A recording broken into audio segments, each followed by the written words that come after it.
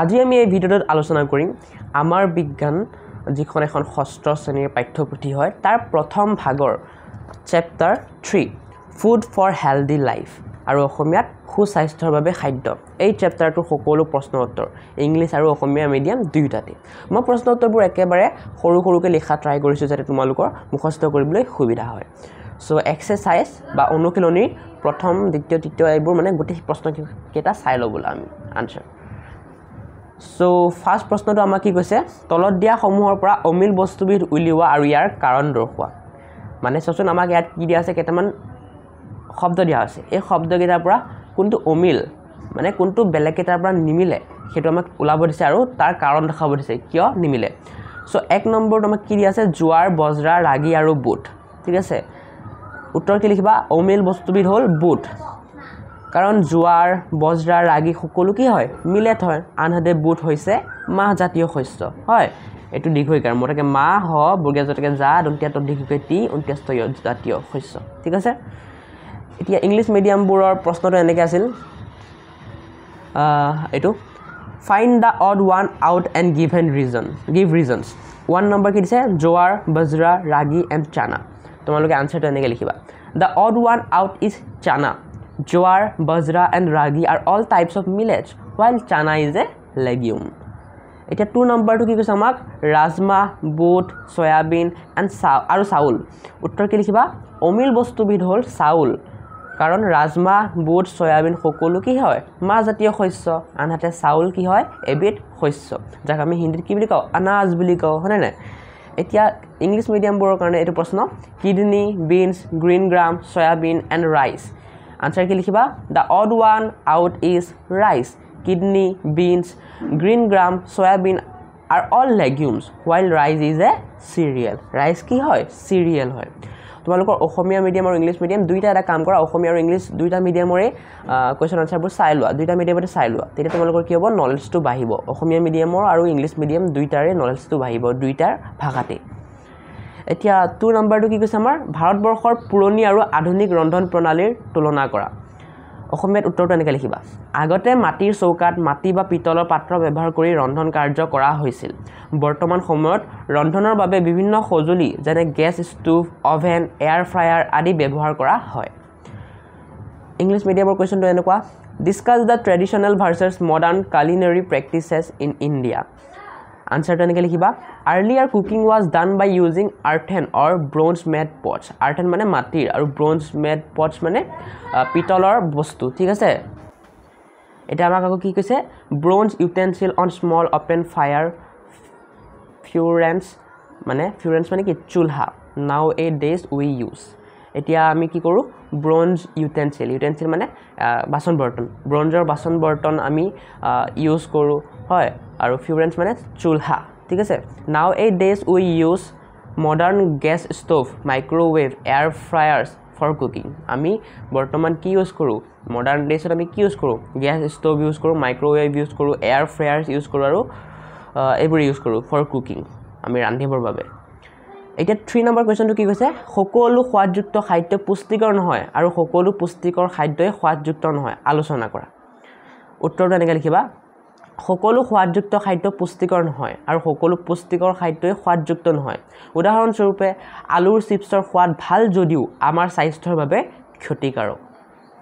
আনহাতে পালেং বা বেঙেনাৰ দৰে শাক-পাচলিৰ ভিটামিন আৰু খনিজ পদাৰ্থৰে সমৃদ্ধ পুষ্টিকৰ খাদ্য যদিও ইয়াৰ সোৱাদ ভাল নহবও পাৰে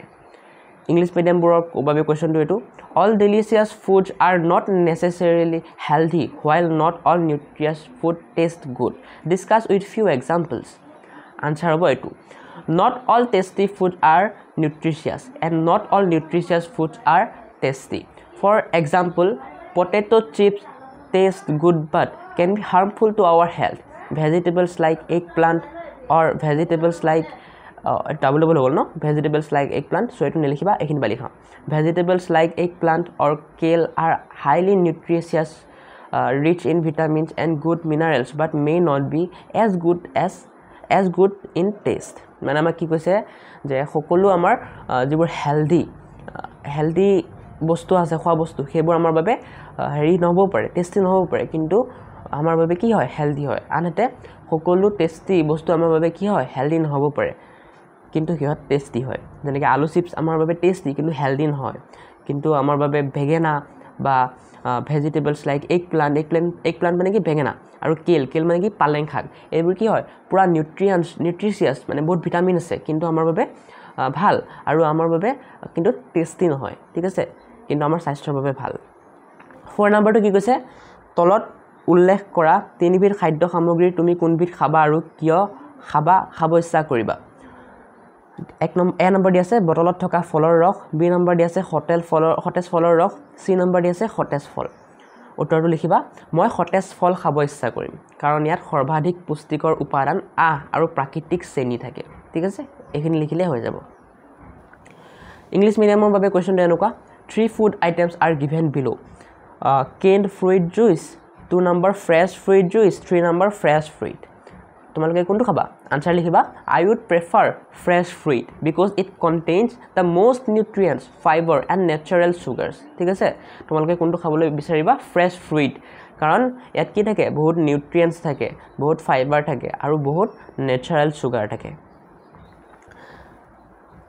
5 নম্বৰটো কি কৈছে চেনি এবিধ শৰ্কৰাযুক্ত খাদ্য চেনিত আয়োডিন মিলালে নীলা কলা বৰণৰ নহয় ইয়াৰ সমৰ্থনত কাৰণ দৰ্শোৱা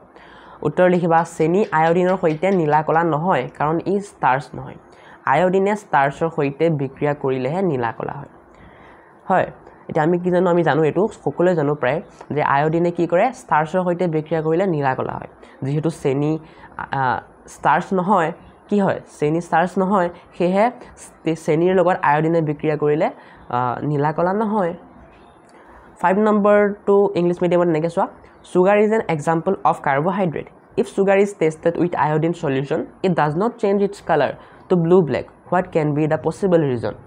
Answer above. Sugar does not turn blue-black with iodine because it is not a starch. Iodine only turns blue-black when it reacts with starch. Karon iodine blue-black tetia hoy jetia hi starchor logot react kore. Sugar logot react korile hi blue-black nohoy. Jehetu cheni eta sugar hoy. Hoy sugar সুগাৰৰ লগত খেহে react কৰিলে আয়োডিনে blue black নহয় 6 number কৈছে মিলেটবোৰক পুষ্টিকৰ খাদ্য হিচাপে গণ্য কৰা হৈছে আমি কেৱল মিলেট খালেই শৰীৰত লাগতিয়াল পুষ্টিসমূহ পামনে আলোচনা কৰা আনসাৰ হ'ব মিলেট পুষ্টিকৰ উপাদানেৰে ভৰপুৰ যাৰ বাবে মিলেটক পুষ্টিকৰ খাদ্য হিচাপে গণ্য কৰা হয় হয় নেক্সট মিলেট স্বাস্থ্যকৰ যদিও শৰীৰৰ প্ৰয়োজনীয় সকলো পুষ্টিকৰ উপাদান যোগান ধৰিব নোৱাৰে সম্পূৰ্ণ পুষ্টিৰ বাবে সুষম খাদ্য খোৱাটো গুৰুত্বপূৰ্ণ এটো লিখিলে হৈ যাব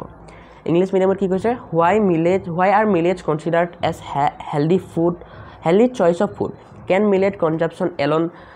suffice for the nutritional requirement of the body discuss so first question to why are millets considered as a healthy choice of food eto answer hobo millets are full of nutrients and therefore considered as a healthy choice of food millets ki thake bahut nutrients thake hoy kikarone millets ki bili koha hoy healthy choice of food bili koha hoy